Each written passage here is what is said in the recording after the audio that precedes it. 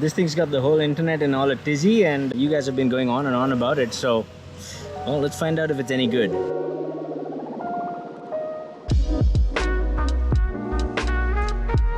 Now, nothing might make a big deal about ChatGPT integration and whatnot, but in my opinion, there's 5 things that people really want from a Bluetooth wireless headset. 5 things, and 5 things alone. And at the top of that list is fit and comfort. And then, of course, you've got sound quality right up there. But really, I think what people really want is to have this in the ear, have pretty good sound quality, but have the best noise cancelling, because you never know when you're at the beach and you just want a little peace and quiet while enjoying the breeze, or you're on an aircraft or in the middle of traffic and you need to take a phone call, which means microphone quality is right up there.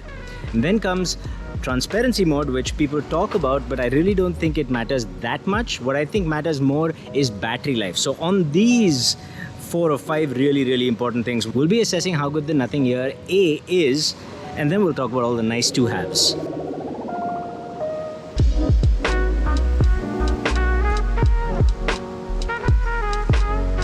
Alright, first things first, build quality and comfort. Okay, this thing is built really nice. It's all plastic, but as is usually the case, industrial design is nothing's forte, and they make a beautiful device.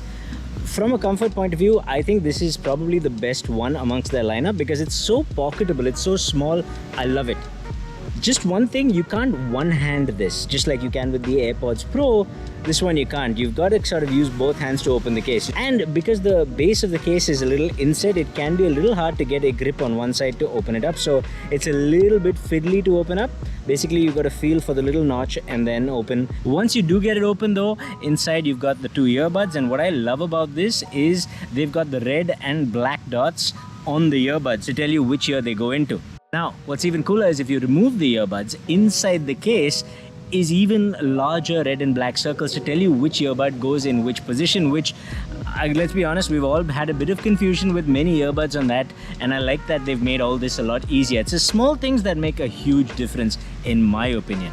Also in the case, you've got a little LED to tell you if the battery is low or to tell you if it's in pairing mode, and you've got this flush white switch, little button you can click and hold to put it in pairing mode. Simple, no need to go into any instruction manuals, nothing complicated, just a little button and it goes into pairing mode. And pairing is snappy. I can tell you in the ear, it is very comfortable for long hours of listening. Comes with different ear tips. I would encourage you to try different ones. And also, by the way, it's not uncommon to need different size ear tips for different ears. It's something I do. It's something you might need as well. So feel free to try that to get the best seal, because the best seal is crucial for active noise cancellation.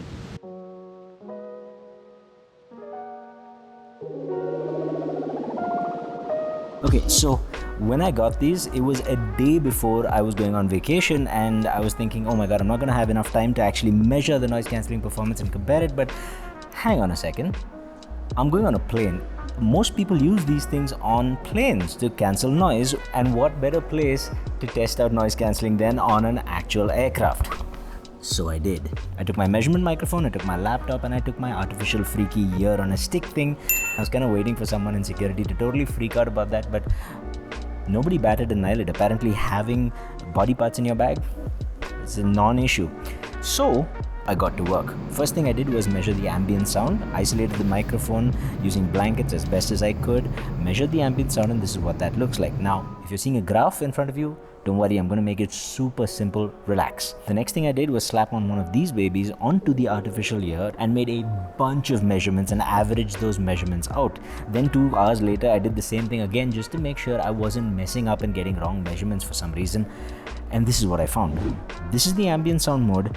This is the noise cancelling mode's results. And what you want to see is that red line should be as far below the blue line as possible, because that means that the noise levels have been reduced. It's as simple as that. And what we see is, yes, it has in fact been reduced, but there are 2 observations I made. Number one, it is actually the weakest noise cancelling in the mids, and it's much stronger for low frequencies and high frequencies. So a lot of those sounds do get reasonably well cancelled, but the mids, where all the vocals lie, so a lot of people around you when they're talking, that's going to actually come right through. They're not going to get cancelled out that much. About 10 to 15 decibels is the maximum I got in the mids, which is not fantastic, which leads me to the second observation. The maximum noise cancelling for the Nothing Ear A was in the treble, and even that was only about 25 or 26 decibels, which is a far cry from the 45 decibel claimed noise cancelling that they have on their website. And if you think it's just my measuring device or my methodologies, I went over to sound guys who have access to much more expensive equipment. They too found that the mids did not get cancelled out that much, and the highs, where you have the maximum noise cancellation, was only between 23 and 26 decibels. Again, nowhere close to the claimed 45 dB, and this is something I want to point out. Whenever you see this, and a lot of brands do it, I'm looking at Nothing, OnePlus, you name it, they all do it. They just pick some frequency that's reduced up to that much, and they say, oh look, up to 45 decibels of noise cancelling. In the real world, your actual experience will be nowhere close to that. Even with the best earbuds, they're not that close to that. This is basically marketing BS. This is why you don't believe marketing and you actually go and watch reviews like this one. Subscribe for more, obviously. We interrupt today's video to bring you a special message. Giveaways are a thing on this channel, provided you're a YouTube member or you're a Patreon. If you are one of those, sometimes you get additional content, but mostly you'll just get enrolled into giveaways that are done once or twice a year. That's it. Think about it and hit that subscribe at the very least. All right, back to the video. So what about transparency? Well, here what you want to see is the red line should be tracking the blue line. Basically, whether you've got the Nothing Ear in your ear with transparency mode, or you've got nothing in your ear, okay, they should sound the same, right? And the king of this is still the AirPods Pro, where one line basically tracks the other. This one does not. There's actually a little bit of noise cancelling happening here, about 7 to 10 decibels. So the world in transparency mode through the Nothing Ear A actually ends up sounding a little bit bassier and a little bit quieter. But two things. One, this is not a transparency mode as much as it is an ambient sound mode, because it's not transparent. It is reducing sound a little bit, but it's one of the best ambient sound modes because it is very even across the frequency ranges, and that actually sounds way nicer than a lot of the competition. Okay, now I know in noise cancelling there are other modes. There's low, medium, adaptive. Honestly, the high itself is so mediocre, I wouldn't bother using them. I would just use it on high, but it is very good at wind noise reduction. I forgot to mention that. When you have wind noise, it picks up a lot of it, and then a few seconds later it cuts it out, both on transparency mode as well as on any noise cancelling mode, including adaptive. Adaptive is basically if you want a light noise cancelling with a bit of wind noise reduction, good wind noise reduction, adaptive works best. Look, if I were to sum it up, essentially neither transparency nor active noise cancellation are class leading even at this price. But even though it's sort of mediocre, the implementation is really nicely done. It's very even across the frequency range, which actually has a nice effect when you put it in your ear. Nothing is jarring. Like for example, the OnePlus Buds 3, it lets in a lot of high frequency sound, even though it cancels out more mid frequencies than the Nothing Ear. And the effect is, if you're in a place with a lot of noise, you hear a lot of high frequencies, and now it's even more contrasted with the lack of other frequencies. So it's just a little bit weird. This one, yeah, it's mediocre, but it sounds nice and even, and there's something to be said for that. But in all these noisy environments, what you might also want to do is pick up a phone call. So we tested it.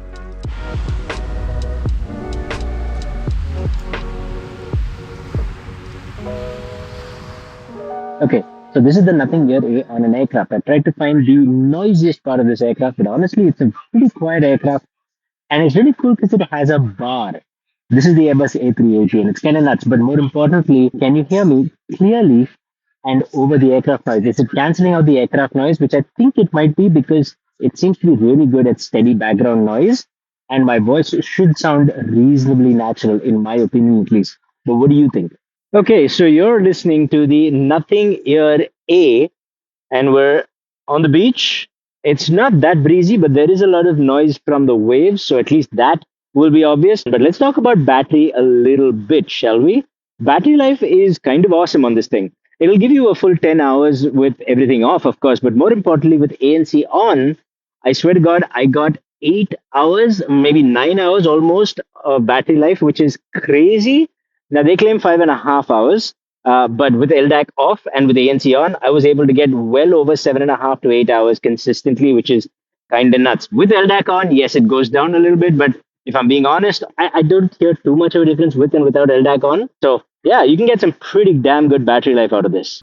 Okay, look, in my opinion, the microphone sounds very digitized, but it does a pretty good job of cancelling out background sound. You don't sound very natural, but the other guy can hear you instead of a lot of the background sound. The only thing is, if there's voices in the background, those do come across a little bit, as you might have heard in that bar area. But overall, I think the microphone quality for this price is very good, but it may not be the best. I think there is a case to be made for comparing this with something like the OnePlus Buds 3. So maybe subscribe and we'll make that video, because I've been doing that comparison. That video is it's going to happen. So now that we've got all of that out of the way, I think it's time we talked about actual sound quality.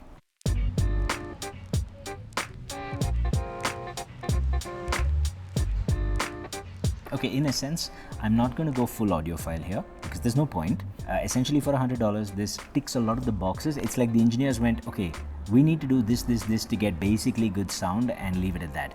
And that is what they did. They've got the mids pretty much where they want it to be. They've got a bit of treble extension, so you get like that little detail in space. And they've got the bass boost, which you usually need with in-ear style monitors. The problem is, out of the box, it's very bassy. And that's okay because they give you EQ, except this is the most frustrating EQ. Without going too audiophile into it, the bass does reduce the bass, but it just reduces the whole bass below 250 Hz. Instead of, what I wanted to do was push up the mid bass a little, or at least pull down the sub bass, because that sub bass was too deep and it was a little overpowering. I just don't think it's balanced out. Having said that, you don't have that control, not over here. You also have a dip around 300 Hz that I wanted to get rid of. You can't do that. So middle, that's like between 500 Hz and about 2000 Hz, roughly speaking, is where a lot of guitars, vocals, a lot of instruments lie, and you can either emphasize or de-emphasize them. The problem was the mid slider. You'd think pushing it up would emphasize the mids, except it does exactly the opposite. And that's because the mid slider is the most unintuitive thing I have ever come across in the history of EQ. If you push that mid slider up, what it actually does is increase the lower treble and reduce the mids. That's their idea of pushing up mids. I guess they define mids differently from everybody else. So what happens is you de-emphasize vocals by pushing the mid slider up. What is that, and why is that? I have a feeling nothing has just sort of implemented an off-the-shelf EQ solution and just added to their app, and it's just I don't know why they would do it, but this is something they need to change. So what I would recommend is forget the sliders. I tried messing around with it, creating a custom EQ, and it just did not help matters. So here's what you really could do. Use the bass enhancement.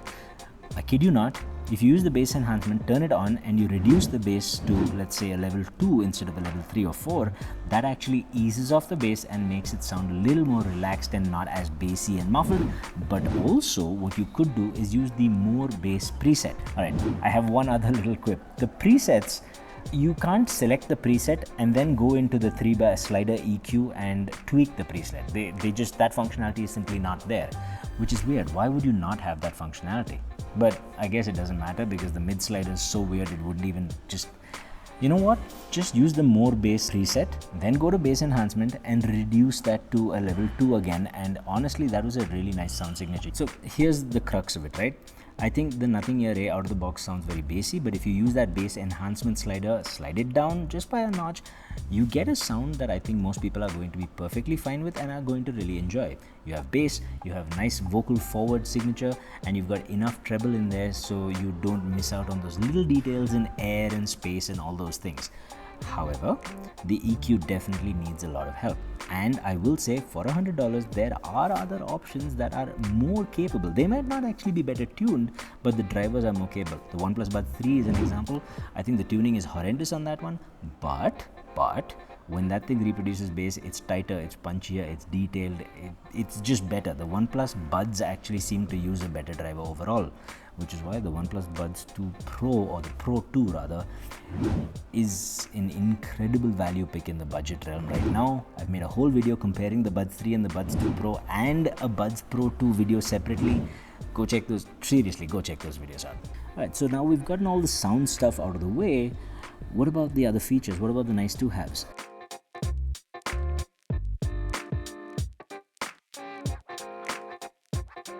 Now the Nothing Ear A works on pinch controls just like all the other Nothings, and it comes with an app that allows you to customize it, and it's seemingly great customization, but it's less than you'd think. Allow me to explain. So you've got double pinch, single pinch and triple pinch. Single pinch is not customizable. Double and triple pinch are only to skip tracks forward and back. I don't know why, but that's what they chose. However, because you use two different gestures to skip back and forward, whether you've got one ear or both ear, you've always got one gesture at hand to skip tracks. Now, there's also pinch and hold and double pinch and hold, which is a new thing, but that actually improves functionality because pinch and hold will change your A and C modes, which is great, but double pinch and hold will allow you to increase or decrease your volume, which is a really useful thing that I think all earbuds should have and many earbuds fail to give you. Now, I will say you can add a voice assistant to pretty much any of the touch controls. Having said that, ChatGPT only happens when you have a subscription to the ChatGPT voice assistant. You don't just get it with the ear. I just want to make that abundantly clear. Now, what it also has is a low lag mode, which doesn't do much. One of the issues I have with the Nothing Ear is the lag is noticeable. It's definitely on the higher side for earbuds. Low lag mode also didn't seem to sort the issue out that much. There are other earbuds with better lag for sure, and this is something that was there on the Nothing Ear 2 as well, so they definitely need to work on this one. You also get multi-point, and I like the fact that you can go into the menu and deselect certain devices, because my dear old MacBook, when I close the lid, it holds on to the Bluetooth device, and if I've been editing, then I can't watch YouTube on my phone because it's stuck to the editing software on my MacBook. So it's really useful to be able to disconnect something, so I like that. Honestly, features wise, it's pretty decent. You got multi-point, you've got the pinch controls, which work great provided you like pinch controls. You've got multi-point, you've got an app that is designed beautifully and works intuitively, and it's just simple and easy to use. So yeah, from an app and features point of view and a control point of view, I think they have no major complaints here.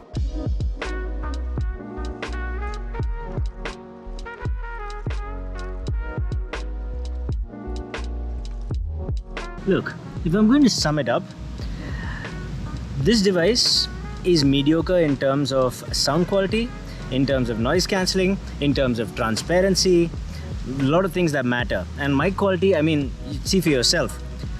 However, it is very good at design, it has excellent battery life, and it's got a suite of features that everybody seems to want. It's not a bad device for $100. The problem with this price point is that there are a lot of devices that do things better than this, but not evenly, not smoothly. Like the OnePlus Buds 3 does do better noise cancelling almost overall, except it lets in all those high frequencies. And the OnePlus Buds 3 does do far better transparency, believe me, but then it cuts out the high frequencies. So in either case, it is kind of better where it is, and it's kind of worse at the same time. The Nothing Ear A is consistent, and that's not something you find very often at this price point. That combined with the good industrial design and the good battery life makes this a nice enough device that's a little fun. It's a nice experience. It's very different in experience to everything else in the price bracket, and that I think is going to be very enjoyable for a lot of people. The other question, of course, is for $50 more, does the Nothing Ear, just the ear, do that much better? I don't know. We'll just have to find out. Hit subscribe and become a member for giveaways. Yep, if you're a member, you get giveaways automatically. Just saying. Think about it. Alright, I'll see you in the next one. Stay happy, stay peaceful, stay colorful. Namaste.